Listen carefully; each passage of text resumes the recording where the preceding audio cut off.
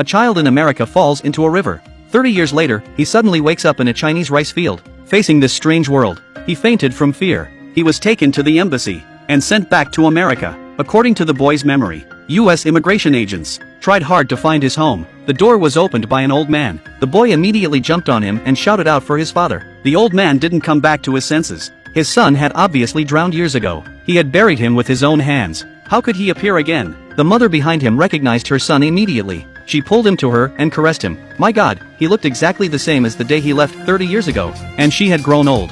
She hugged her son and cried. Then he found the toy for him years ago.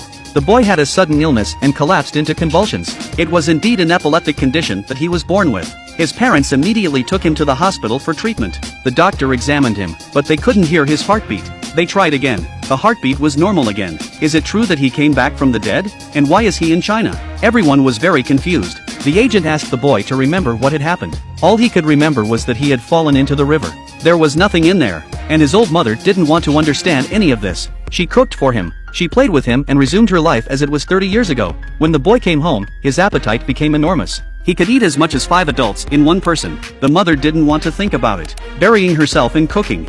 But the old father was more worried, told the others that this was not his son, before he could say anything else. But the boy disappeared. The old father and the police had a hard time finding him. They immediately followed him. In a wooded area, the boy reached into a hole in the tree. He took out a cloth-wrapped object. When he opened it, it was a toy that his father had given him. The old mother took him out to play, but the others treated him like a plague. They took their children away. He was left alone. The old father came to the coffin where he was buried 30 years ago. He wanted to open it, to see his son who was buried with his own hands. Did he really get out?